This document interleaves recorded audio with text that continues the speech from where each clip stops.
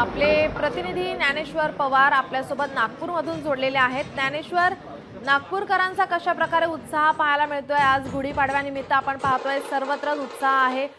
चिमुकलँड पासून तरुणाई या ठिकाणी सहभागी झालेले पाहायला मिळतात। शोभायात्रेला आता थोड्याच वेळात सुरुवात होतीये।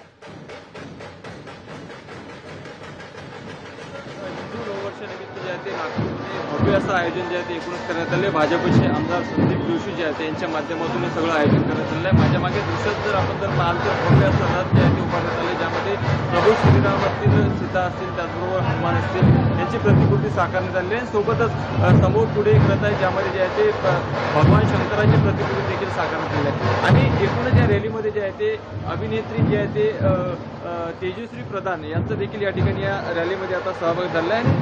ढोल ताशे पथक असतील, त्याचबरोबर आदिवासी नृत्य असतील पारंपरिक, ते नृत्य देखील या ठिकाणी सादरीकरणाचं एकूणच जे आहे ते या रॅलीमध्ये कार्यक्रम असणार आहे। आणि दृश्यांमध्ये जर पाहाल तर हातामध्ये जे आहे ते भगवा ध्वज घेऊन ढोल ताशे पथकाच्या गजरामध्ये जे आहे ती भव्य अशी रॅली निघणार आहे। आणि आता नागपूरच्या लक्ष्मीनगर चौकातील चौकामध्ये ही रॅली जी पोहोचल्यानंतर त्या ठिकाणी खुद्द राज्याचे मुख्यमंत्री देवेंद्र फडणवीस जे आहेत ते या ठिकाणी या रॅलीमध्ये प्रमुख अतिथी म्हणून या ठिकाणी उपस्थित असणार आहे। आणि त्यानंतर जे आहे ते ही भव्य शोभायात्रा या ठिकाणी संपन्न आहे। पाहू शकतो हे दृश्य आपण, प्रभू श्रीरामाचे फोटो या रथामध्ये ठेवण्यात आले आहे। तर मागे जर पाहायला गेलं तर भगवान शंकर असतील आणि पाठीमागच्या रथामध्ये बजरंगबली यांची प्रतिकृती साकारली। या ठिकाणी पाहू शकतो की काही मराठी अभिनेत्रींना देखील या भव्य रॅलीमध्ये जे आहे ते या ठिकाणी बोलवण्याच्या दृश्यामध्ये पाहू शकता की आता आणि मोठी गर्दी महिला असेल, पुरुष असेल, सर्वांची मोठी गर्दी जी आहे एकूणच्या भव्य शोभायात्रेमध्ये सदस्य पाहायला मिळते।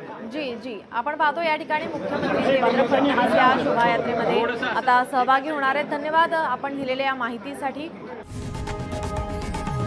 लोकशाही मराठी ऐका, पहा, जागरूक रहा।